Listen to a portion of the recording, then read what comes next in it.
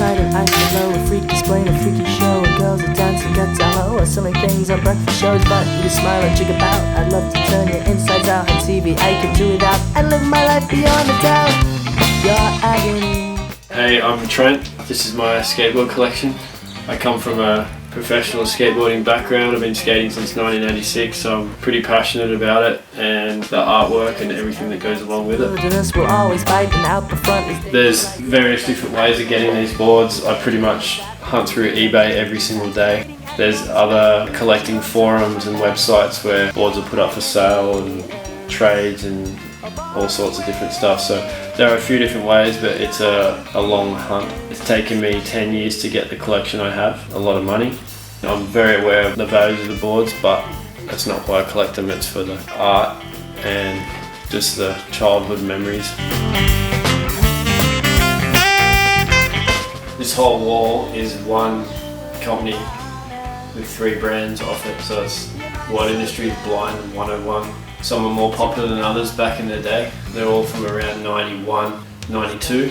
Skating was in a pretty big recession back then. So a lot of these boards are in really, really small production runs. So maybe 100 boards to 200 boards worldwide were produced. Others were made in tens of thousands.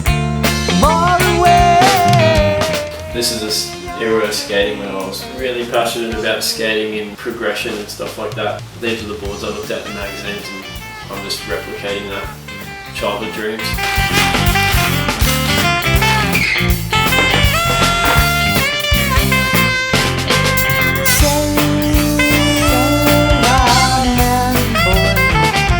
Your mind's so blind, boy, to understand, boy.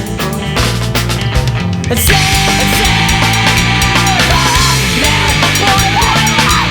mind's so blind, boy, to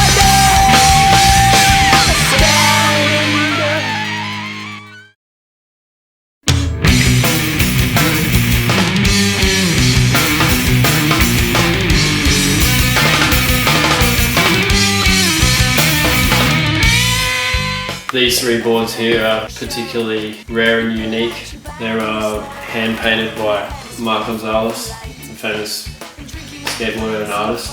The story goes back in 91 or 92 when stores ordered 10 or more blind boards, he'd throw one of these in.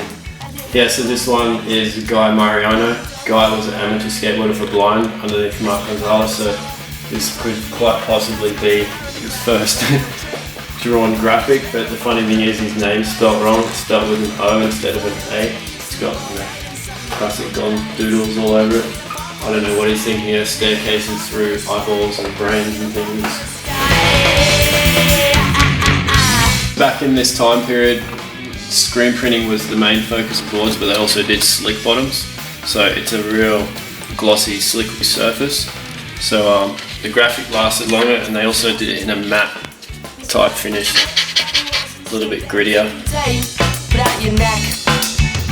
I've got a costume series here from Real Skateboards. Got Salmon Agar, Sluggo, Jim Thibault and Tommy Guerrero. Basically every brand that made skateboards made slicks.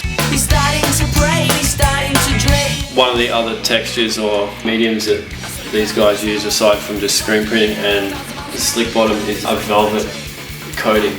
So this board here to Randy Colvin Velvet Safari, all the black is actual velvet.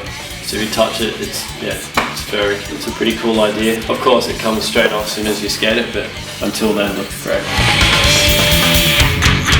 This is called popsicle boards. They're not really my main focus, but there are no doubt a few that I really like the graphic and have to have. I'm a big fan of the Warriors, so when Zoo York brought these boards out, probably around 2000, had to have them. Always been a fan of Ramones. I'm pretty lucky to have this board. I bought it, it was signed by Johnny Ramone just before he died, and then Marky Ramone came to town and I was lucky enough to get him to sign it as well. After Gonz left Blind Skateboards, he started ATM Click. This is just one of his boards, extremely rare, and the graphic is intentionally printed upside down, so it says hate and destroy Nazis.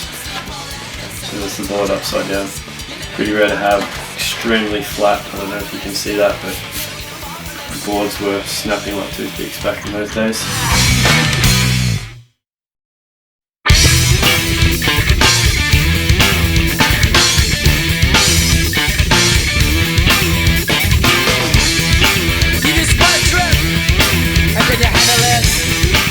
All these boards are from the late 80s, 87 to 89. Quite a few of these I actually skated as a kid. That's pretty much how I got into collecting, was trying to get the boards I had as a kid, and then it just went on from there.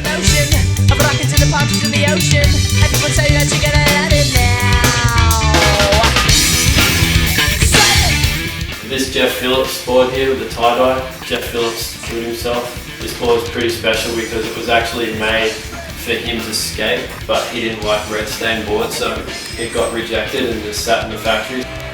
Made for Jeff to skate personally.